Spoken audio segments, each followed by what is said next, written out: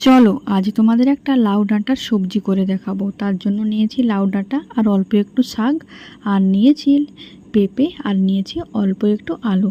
তো সব কিছু সবজিগুলোকে এখানে সরষের তেলের মধ্যে প্রথমে ভেজে নেব। বেশি কিন্তু তেল দেব না, অল্পই দেব। আর নুন আর অল্প একটু হলুদ দিলাম, কষিয়ে নিচ্ছিলাম। কষিয়ে নেওয়া হয়ে গেলে এবার মশলাটা দেখো, দিয়েছি দু চামচ সর্ষে বাটা।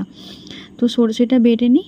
আর এদিকে সিদ্ধটা প্রায় হয়ে এসছে। এবার ওর মধ্যে দিয়ে দেবো, সরষেটা বেটে নিয়ে চলে এসেছি, ওর মধ্যে দিয়ে দিলাম সরষে বাটা।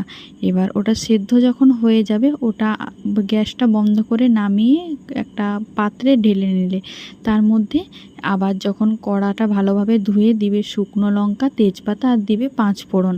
আর তার সাথে দিয়ে দেবে অল্প একটু পেঁয়াজ কুচি।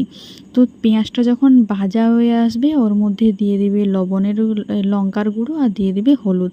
কষানো হয়ে গেলে এবার সেদ্ধ করা সমস্ত সবজিটা ওর মধ্যে দিয়ে দিলে, এবার যখন হয়ে আসবে, একটা মাখো মাখো ব্যাপার চলে আসবে, তখন ওর মধ্যে দিয়ে দিবে অল্প একটু জিরের গুঁড়ো। জিরের বাটাও দিতে পারো, তো আমি জিরের গুঁড়ো করে রেখেছি, সে কারণে আমি জিরের গুঁড়োটা দিয়ে দিলাম।